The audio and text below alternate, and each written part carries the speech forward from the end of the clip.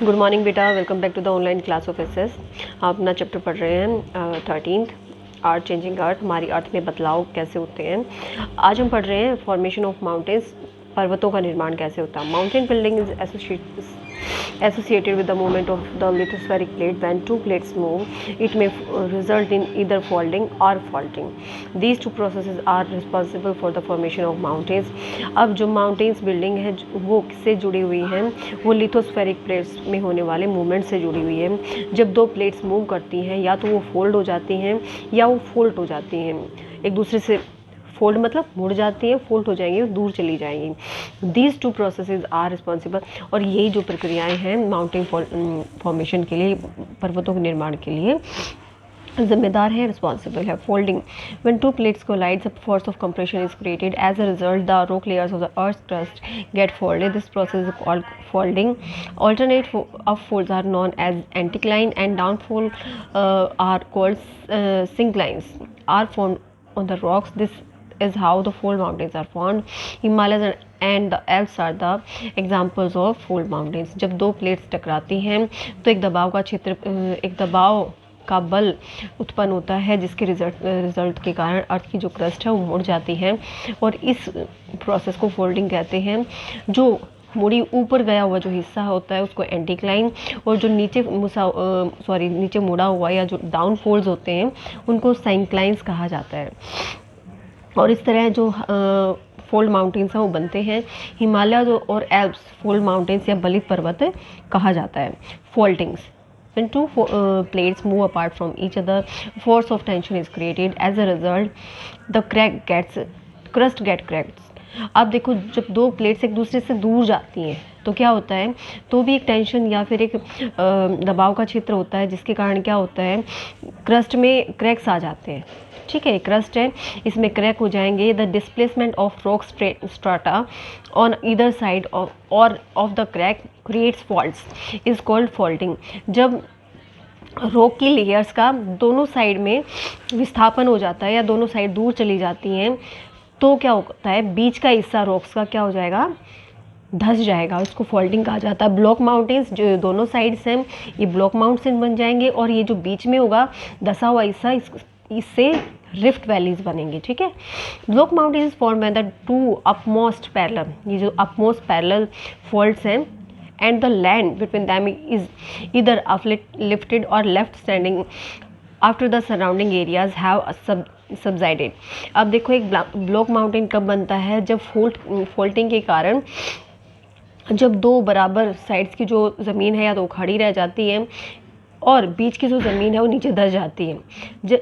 जो सिनाई पेनिनसुला है, द वोस्गेस है, ब्लैक फॉरेस्ट इन जर्मनी, ये सब विंध्याचल पर्वत, सतपुड़ा रेंजेस, ये सब ब्लॉक माउंटेन के एग्जाम्पल हैं। जो रिफ्ट वैली है is formed when the central block of the land between two almost parallel faults sink between. जब ये दो फोल्ड्स हैं, मीन्स ये जो दो बीच में खड़े हुए, जो साइड्स में खड़े हुए जो माउंटेन हैं, इनके बीच का जो हिस्सा सिंक हो जाता है, धंस जाता है, तो रिफ्ट वैली बनती है। भारत में नर्मदा नदी घाटी जो विंध्याचल और सतपुड़ा रेंजेस के बीच में है, वो रिफ्ट वैली का एक एग्जाम्पल है। अब हमारे वोल्केनो क्या होता है, it is an opening in earth crust through which magma comes out to the surface. Volcano earth की क्रस्ट पर एक ओपनिंग है, सतह का खुलना होता है, जहाँ से मैग्मा सरफेस से बाहर आता है। जो मैग्मा जब अर्थ के सरफेस पर पहुँच जाता है तो उसको लावा कहा जाता है। लावा जिस सोर्स से बाहर आता है उसको वेंट या नली कहा जाता है। The top of the volcano has a cup shaped और funnel shaped depression which is known as crater. जो एक कप शेप ओपनिंग है, इसको क्रेटर कहा जाता है। Volcanic eruption may take place either explosively or quietly. An explosive eruption occurs at a point through a narrow vent. The erupted material accumulated around the vent to form a cone-shaped hill. Mount Fusiyama in Japan, Vesuvius in Italy are example of such volcanoes. अब volcanic eruption या तो एकदम से विस्फोट होता है या फिर आराम से निकलता रहता है। एक्सप्लोजिव eruption कब होगा, जब जो नैरो वेंट्स हैं उनसे बाहर आएगी, और बाहर निकला हुआ जो भी मटेरियल है वो धीरे धीरे इस वेंट के चारों ओर अब देखो जो वेंट खुली है लगातार, उससे जब एकदम से बाहर आएगा तो उतना विस्फोट नहीं होगा, लेकिन जो बंद नली है और इनसे बाहर आएगा, इससे लावा को बाहर आने के लिए प्रेशर लगाना पड़ेगा, जोर लगाना पड़ेगा, और वो एक विस्फोट के साथ बाहर आएगा। ठीक है, अब ये जो जो बाहर निकला हुआ मटेरियल है ये जमता जाएगा, देखो यहाँ से जमता हुआ जा रहा है। तो एक किसकी शेप ले ली है इसने, माउंटेन की शेप ले ली है। और इस तरह के माउंटेन को हम क्या कहते हैं, वोल्केनिक माउंटेन कहते हैं। जापान का फ्यूजियामा और इटली का जो वेसुवियस है ये वोल्केनिक माउंटेन्स के एग्जाम्पल हैं। इन अ quite eruption, lava oozes out through the narrow cracks in the earth crust. It spreads over a large area, forming layers of lava sheets. Some plateaus and plains have been formed in this way.